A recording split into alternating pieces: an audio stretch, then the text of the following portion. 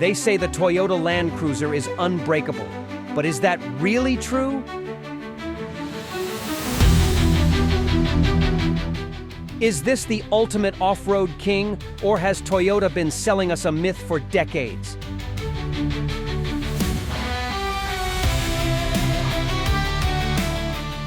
From the scorching deserts of Australia to the frozen extremes of the Arctic, this machine has seen it all. But is it as tough as they claim? Or are there hidden flaws Toyota doesn't want you to know about? Let's break it down. First, let's talk about why the Land Cruiser is even considered a legend in the first place. Unlike most SUVs built for the highway, this thing was designed for war zones, jungles, and the most extreme conditions on Earth. It's been the vehicle of choice for militaries, United Nations peacekeepers, and even African warlords, because when everything else fails, the Land Cruiser keeps going.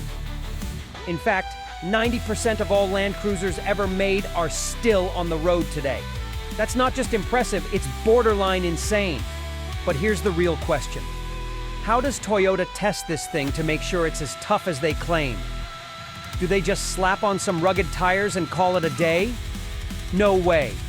Toyota puts the Land Cruiser through some of the most extreme real-world torture tests imaginable.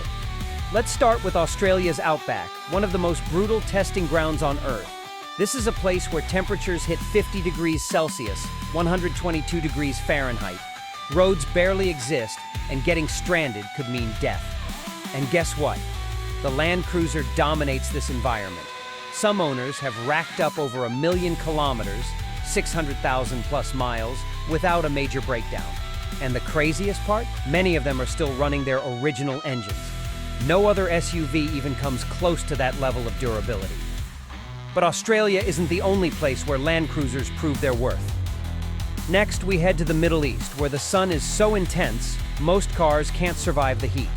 In places like Saudi Arabia and Dubai, temperatures can reach over 55 degrees Celsius, 131 degrees Fahrenheit.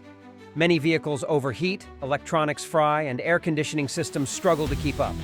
But the Land Cruiser, it just keeps going.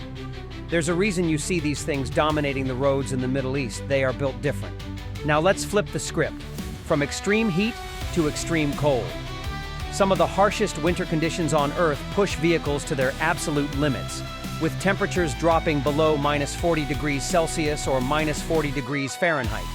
This is the kind of cold that kills batteries, thickens engine oil, and cracks weaker components.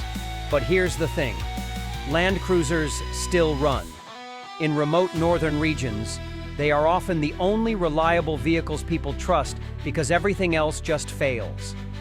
Toyota engineers specifically test these vehicles in controlled sub-zero environments to ensure they start and perform even in the most brutal winters.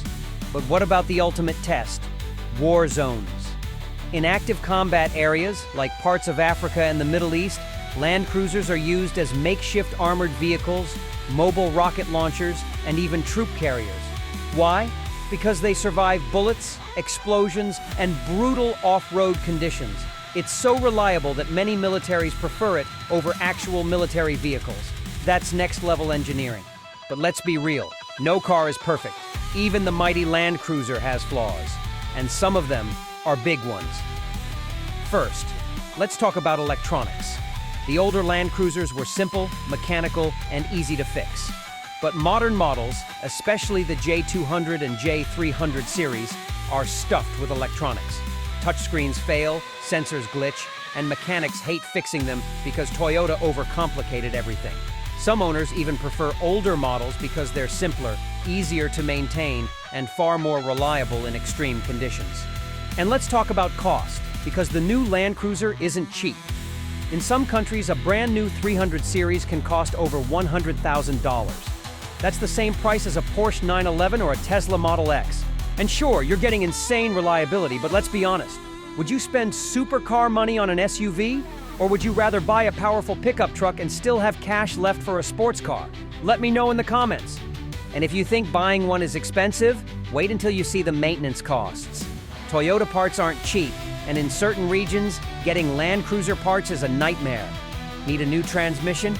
That'll set you back over $10,000. A simple oil change? $300 or more. It might be the toughest SUV on the planet, but it's also one of the most expensive to keep running. So now here's the big question. Is the Land Cruiser actually worth it? There's no denying its durability, off-road dominance, and legendary reliability, but it's not for everyone. If you just need a family SUV, you'd probably be better off with a Toyota 4Runner, a Jeep Wrangler, or even a Ford Bronco. But if you want something that can survive an apocalypse, the Land Cruiser is still king.